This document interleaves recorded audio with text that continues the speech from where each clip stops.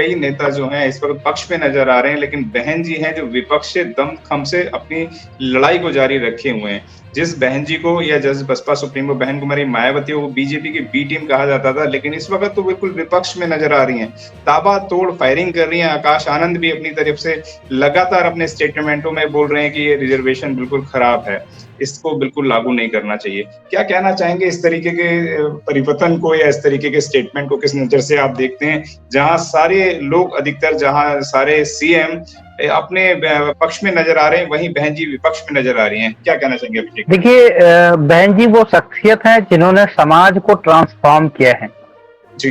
जो समाज गूंगा बहरा था, उस समाज को जो जुबान है उन्होंने दी है, जो मान सम्मान दिलाया है। तो आज जो बहुजन समाज का मान सम्मान अगर कुछ बढ़ा है, अगर आज जो मनुवादी लोग हैं बहुजन समाज में क्रीमी लेयर ढूंढ रहे हैं, तो वो इसलिए नहीं ढूंढ रहे हैं कि बहुजन समाज कहीं से क्रीम लेके आया है, वो इसलिए ढूंढ रहे हैं क्योंकि बहन कुमारी मायावती जी ने अपने संघर्षों से इस समाज में वो हौसला पैदा किया है, वो जज्बा पैदा किया है, और वो उन्होंने दूरदृष्टि दिखाई है, जिससे लोग उस रास्ते पे चल रहे हैं, वो कारवां बन रहा है जी। तो इसलिए बहन जी को इस बात का एहसास है कि इस कारवां को नुकसान कैसे पहुंचाया जा सकता है।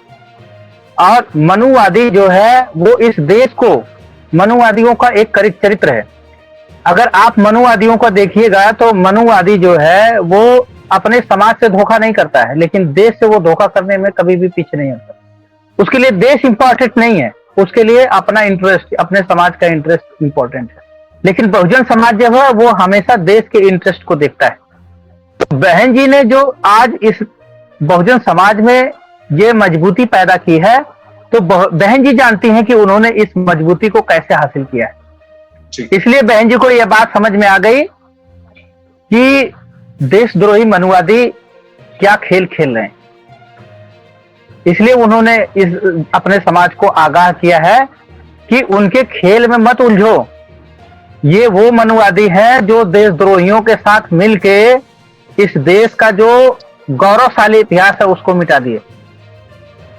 इस देश के जो कर्मठ लोग थे उनके गले में मटका तक बांध दिए, कमर में झाड़ू तक बंधवा दिए।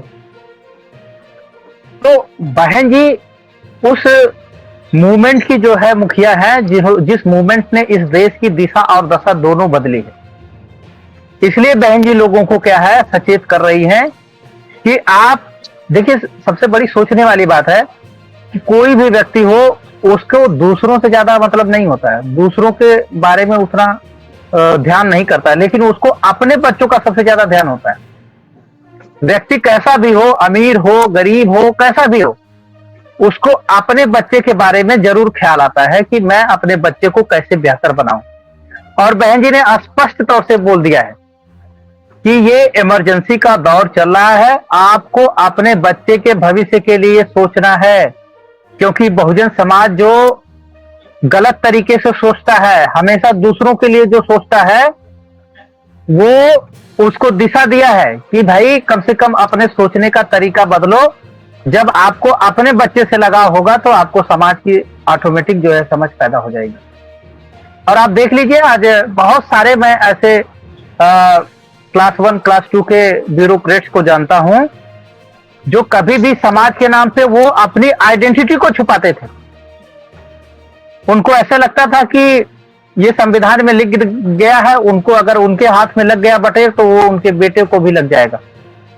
लेकिन मनुवादियों ने ये बात एहसास करा दिया कि केवल संघर्षों से संविधान बना है और केवल संघर्षों के बल पे ही इस संविधान को संरक्षित और मजबूत किया जा सकता है।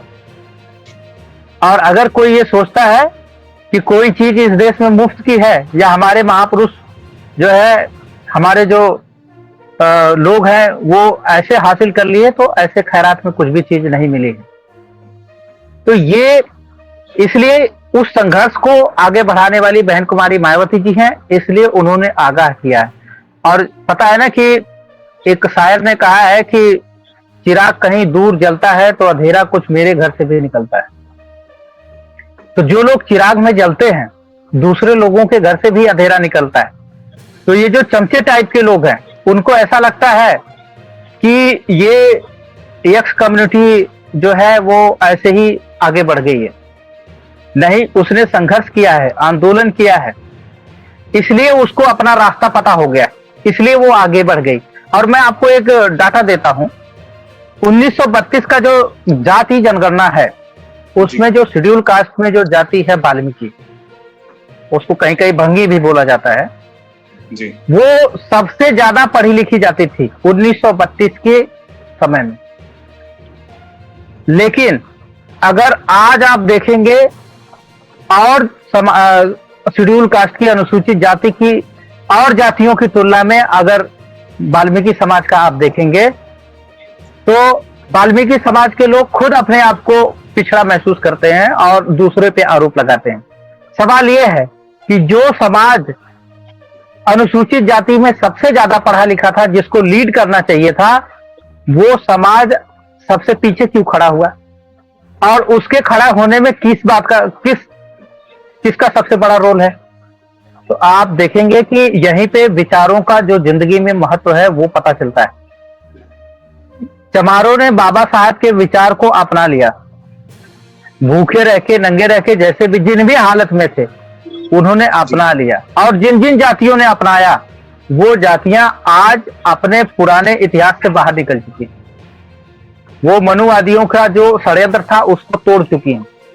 लेकिन जिन लोगों ने गांधी की बात मानी, जिन लोगों ने अपने गांधी को अपना नेता बनाया, जिन लोगों ने कांग्रेस और बीजेपी पार्टी का दामन थामा, वो जातियां आज भी संघर्ष कर रही हैं।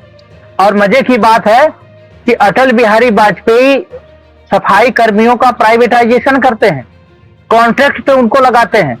जो 50,000 की सैलरी पाते थे उनको 12,000 पे ले आते हैं।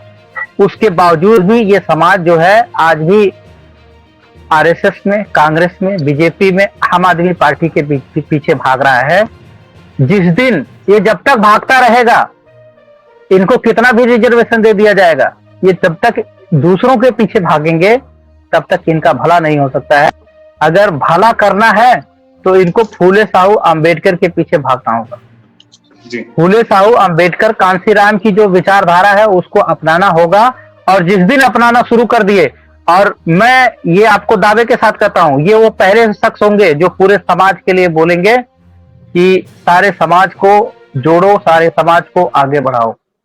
क्योंकि जब आपको सच्चाई पता चलती है तो आपकी जो जाति की मानसिकता है वो खत्म हो जाती है।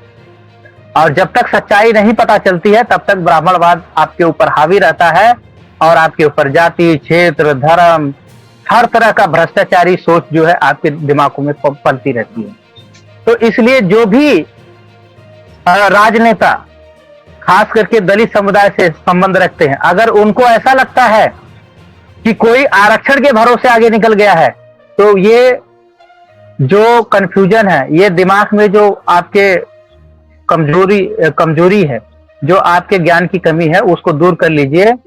आरक्षण एक माध्यम हो सकता है, लेकिन जिन जातियों ने अपने बाप दादाओं के विचारों के साथ संघर्ष किया है, वही जातियां आज आगे बढ़ी हैं। चाहे वो शिक्षा का क्षेत्र ले लीजिए, चाहे रोजगार का क्षेत्र लीजिए, चाहे समाज में सम्मान का क्षेत्र लीजिए, चाहे कोई भी क्षेत्र ले लीजिए।